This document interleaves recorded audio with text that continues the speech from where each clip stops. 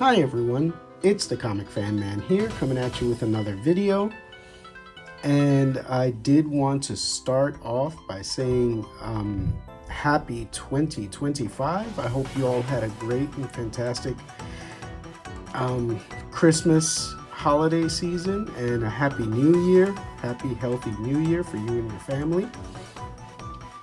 And we're kicking off here 2025 with a couple of reviews of some figures I got for the Christmas holiday. And we're starting off with the first figure that I got for the Christmas holiday right here. The Warhammer 40k Dark Tides figure from McFarlane Toys. And let's see, this is the Traitor Guard. And this is from the Warhammer 40k video game. Here's what the back of the box looks like. Looks really cool. Side has his portrait. So let's open him up and see what's inside. Alright, so here he is out of the box with his accessories. And obviously he doesn't come with much. He does come with the standard McFarlane peg stand, but this one has Warhammer 40k as its logo. Very cool. I really like that. And of course he comes with his assault rifle. This looks very cool. I just noticed there's that little logo that he has on his chest here. He also has it on the rifle, but it would have been nicer if he would have painted that, if McFarlane Toys would have painted that, so it could have stuck out more. Same on this side. But a very cool looking rifle. I like this. This looks very neat. Probably just have to add a few more paint apps to it. And here is the figure himself, the Traitor Guard. And this is from the 40k first-person shooter that came out a couple of years ago. The PlayStation 5 just released its version, I believe in this past December at the beginning of the month. And I think this looks very good. Again, the standard McFarlane Toys detail in the sculpting is all there. Really great job. I'm sure they probably got the 3D models from the game. They were able to do a really nice job on it.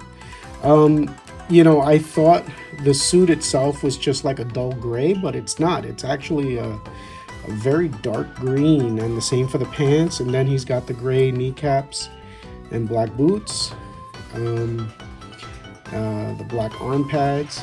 But yeah, the suit itself is actually like a really dark green. So that's kind of cool. And this is what would have been the suit for the regular guards, but this was a part in the game where the bad guys snuck in and they stole some of the suits. And yeah, looks really good. I love the face detail on here. Look at that, really creepy looking. Very much in the feel of, like, you know, that Spawn zombie face. Very cool. All the spikes, everything here is rubber, so you don't have to worry about hurting yourself. It's all soft rubber. Love the detail on the belt, the grenades, the pouches. All really well done. Good articulation on this figure as well. It has some small butterfly joints, but not too much. Has all the standard McFarlane articulation, double jointed knees and all, ankle rockers. Also has the toe hinge, but for some reason it seems to be stuck. But it is there. And the nice thing is that if I want to, I can change out this head and make him a standard guard. But in the meantime, I'll leave him this way. All right, let's put his gun on and see what he looks like.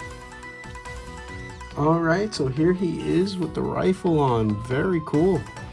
And as you can see, he can hold the pump action part with the other arm. Nice, so he can hold it with both hands, and it looks very, very good. The stand is solid, fits right into his peg really nicely. I didn't notice these little straps and packs here. Very cool. Yeah, great looking figure overall. I really enjoyed this. And this was a Christmas gift from my cousin, and I've been trying to, obviously I stick to the sword and sorcery style figures, but this is really cool. This has actually made me really interested in the Warhammer 40k world. Also the fact that the that the animated series Secret Level had a episode dedicated to 40k. Excuse me, that was wonderful. Has really got me interested in 40k, so I might actually start looking at those figures. I know McFarlane released a couple, but I also know that there was some made by a more high-end company. I believe they're called Joy Toy or something like that. But they're on a different scale, so I'm not sure. I have to see how different that scale is, because if it's either too small or too big, I might not pull the trigger, because those are really expensive, and I would like all of my figures, if they're not sword and sorcerer, to at least fit a certain scale.